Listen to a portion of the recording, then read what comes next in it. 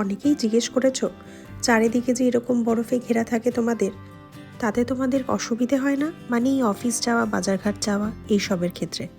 USA আসার আগে যখন ইউএসএর এই চিত্রটা দেখেছিলাম, তখন দেখে কিন্তু বড় বেশি ভালো লাগতো। কি দারুণ ছবি, তাই না?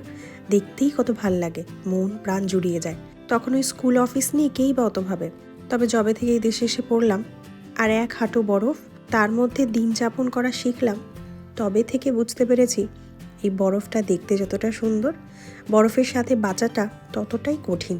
এই যেমন ধরো না, এই দেশে তো গাড়ি ছাড়া চলাই যায় না, তাই কোথাও যেতে হলে গাড়িতে যেতে হবে।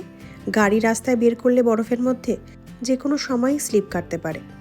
আর গাড়িতে 1 মণ বরফ থাকবে, সেই নিয়ে তুমি সবসময় বেরোতেও পারবে না।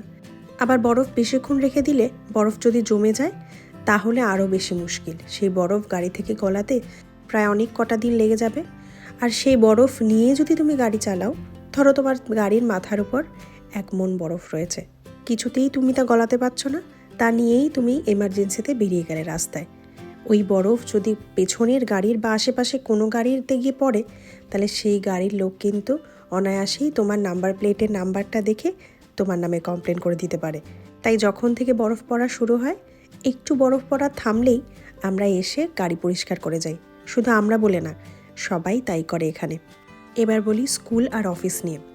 বেশি স্নোফলের যেদিন সম্ভাবনা থাকে সেদিন সাধারণত এখানে স্কুল বন্ধ করে দেয়। আর অফিসের ক্ষেত্রে আমি যা দেখেছি, ওয়ার্ক ফ্রম হোম হয়ে যায়। তবে অনেক ক্ষেত্রে কিন্তু হয় না, সেক্ষেত্রে তোমাকে অফিস যেতেই হবে। এই 1 মণ বরফের মধ্যে গাড়ি চালানোটা কত ডিফিকাল্ট বলো তো, সাথে অনেক বেশি ভয়েরও। এবার আসি বাজারে। যখনই আমরা প্রেডিকশানে দেখে নিই যে বরফ পড়তে পারে, তখনই আমরা বাজারঘাট সেরে রাখি আগে থাকতেই, যাতে বরফের সময় বেরোতে না হয়। খুব কম মানুষই আছে যারা বরফের মধ্যে যেদিন প্রচণ্ড স্নোফল থাকে সেই স্নোফলকে সঙ্গে নিয়ে বাজার করতে যায়। আমরাও তাই করি। স্নোফল হওয়ার আগেই 1-2 দিন আগে থাকতেই ঘরে সমস্ত কিছু মজুত করে রাখি। এবার আসে শরীর খারাপ নিয়ে। শরীর খারাপ হলে আর কি করা যাবে, তখন তো তোমাকে যেতেই হবে। তবে এখানে অ্যাম্বুলেন্সের ব্যবস্থা আছে।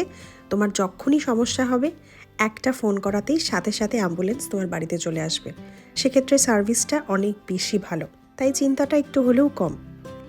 আরও রয়েছে কিছু ছোটোখাটো ব্যাপার, তবে সব কিছুকে পেরিয়ে কি আমরা বরফকে ভালোবাসি না? আমরা ঠিক এরকমই এনজয়ও করি বরফটাকে।